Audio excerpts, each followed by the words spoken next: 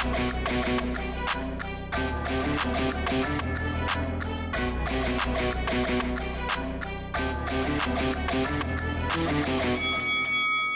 guys, welcome to Boxing Squared for boxing news and views from around the internet.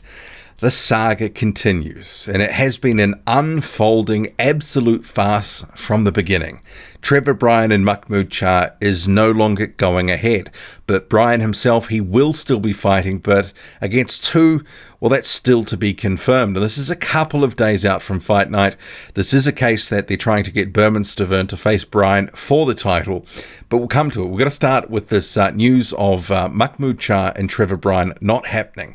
And I would sort of preface this whole sort of situation, given all the sort of nonsense shenanigans and just all-round tomfoolery in the past few days in particular, but since it was announced, you kind of knew that this, you know, it was a game of chicken, as I've called it. Something was going to happen and something was going to give and someone was going to pull out, or something was going to preclude one of the two fighters getting into the ring.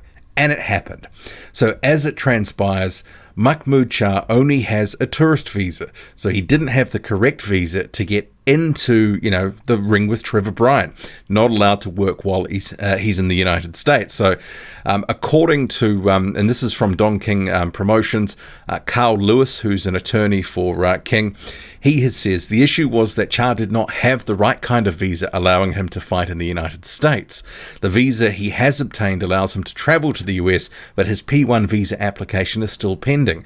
If he was granted a P1 work visa, he could fight. If not, he can't fight. Don waiting like everyone else for them to make their decision. Carl Lewis goes on to say, we've been trying for years to make this fight happen. If you look at Charr's history, he goes through different representation each time and then blames the other side for delays. First it was John Wirt, then Ivalo Gotsev, now it's EC Boxing. We wanted this fight to happen, but of course had to take precautionary measures with the pandemic and everything. Charr hasn't arrived yet. We have rules and regulations for fighters to be in the bubble.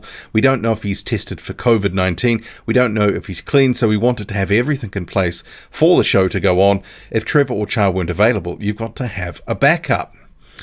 See, the whole thing is with this, it's you've got spin and narratives from both sides here. You've had Charr crying foul from the beginning when this was announced. Bearing in mind it was only announced at about 3 weeks' notice, but prior to that, it was start of December, the WBA said, look, you've got to have this fight, and it's got to be by January the 29th, which was the last possible day. And ever since it was announced, it never really looked like it was going to go ahead.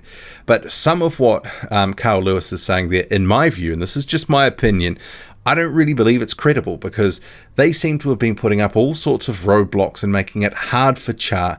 They don't really seem to have been helping him get the necessary visa, or according to Charr and his people, the hotel wasn't booked, the venue wasn't booked, and there has certainly been reports in Fight Week that it hasn't been booked, although some representatives for Don King are still saying actually that issue is going to be ironed out.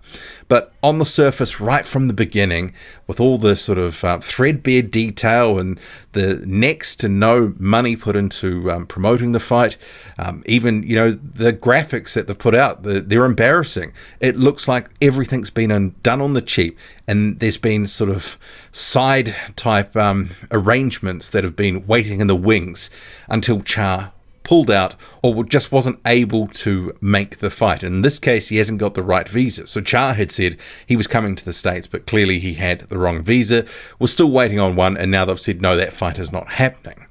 So the whole thing has been a complete farce from the get-go. And when you consider what King is trying to do, get Bermane Stiverne into the main event and have that for the title, it's just entirely predictable that this sort of thing was always going to fall over, that there was going to be all this sort of nonsense happen. And we all called it. We knew that it was going to be a whole bunch of nonsense happening. The nonsense happened. And now we're going, well, we're not really surprised. But you've got King slithering in, trying to get Bermane Stiverne, another one of his fighters, into the main event, and for the WBA to make it for the title, to sanction it. Bearing in mind that Bermane Stiverne has not fought for 2 years. bearing in mind that Stiverne previously has been in a situation where he had one fight in 2 years and somehow was able to regain the mandatory spot in the WBC and fight Deontay Wilder in a rematch. So Don King still has pull and sway with these sanctioning bodies. So I'm not going to be surprised at all if the WBA actually says, yeah, okay, you can do that. You'll be fighting for that title as a defense of Bryan's title. But it wouldn't surprise me as well if they come in and make Mahmoud Charr a champion in recess. And then what's going to happen? Eventually he'll want to come back to the ring and there will just be titles galore all over the place. And there already is at this point. It's just, going to keep devolving into more and more madness. And this is what the situation is and has been from the beginning. It's been a complete farce, and it's hard not to. I'm really refraining from stronger language, and I really want to rip into this something chronic and use a few expletives, but I've just got to sort of keep it on the level here. But the whole thing, it's been entertaining to follow, and you knew that some, silliness and, some Don King tactics would be pulled out, and they have. And we all knew it was coming because it's King, and he was always going to try to, make it hard and difficult for Mahmoud Charr, and he has. And I think some of the comments from Carl Lewis, Don King's attorney, are completely disingenuous. They haven't really tried to make it easy for Charr. They've made it as absolutely hard as possible. But on the other hand, it never really looked like Charr wanted to come anyway. It's a whole sort of situation. Both sides were doing just enough to make sure that they were doing enough that if push came to shove and the WBA tried to do something and strip them or do something like that, that you could argue actually they've got probably the bones of a case and they could drag this out in court and bleed the WBA dry. And that's a situation that the WBA doesn't want. Remembering that you've also got Fresakendo in the background. He's a guy that was meant to fight Charr and have his shot at the title. Then there was a court order years ago now that he was meant to get a fight for a rematch that he was contractually obligated to have, but was never given the opportunity to fight for. And this is why he hasn't fought since 2014. He went to court, took them to court and said, honour this deal. And there's a whole nother backstory about that. But the WBA, in my view, is very risk averse because they lost that case. It cost them a bundle of money and they rolled over when Charr failed the drugs test, and he did. He got off on a technicality and, Charr was threatening legal action in that instance as well. So I think that the WBA will ultimately not do really too much here. But you also, in the context of this whole, whatever we're calling this because it's ridiculous, you've had Fresakendo off to the side since the last video that I did. He had actually emerged, he'd put in papers to the court to try force an injunction for Charr and Bryan not to go ahead.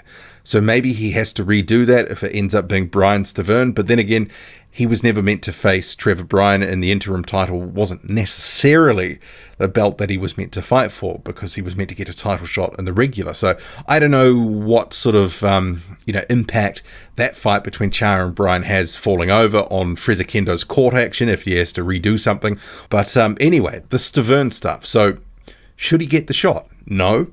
But will he? Probably. And because Don King seems to have something over these sanctioning bodies, probably, while this video is only up for a few hours, there'll be a new development.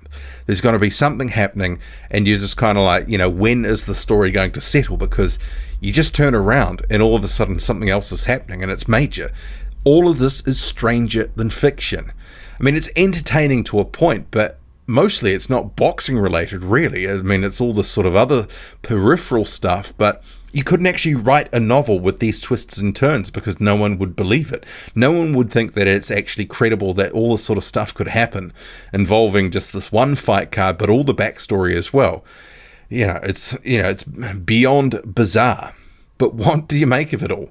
So we have no Charr and Bryan fight. They're still trying to get Bryan and Stiverne on, and Fresakendo in the background with some court action, but who knows where that is really at now. Drop a comment, loud and often, hit like, hit subscribe. Follow me on Twitter, boxing_squared. I'm out.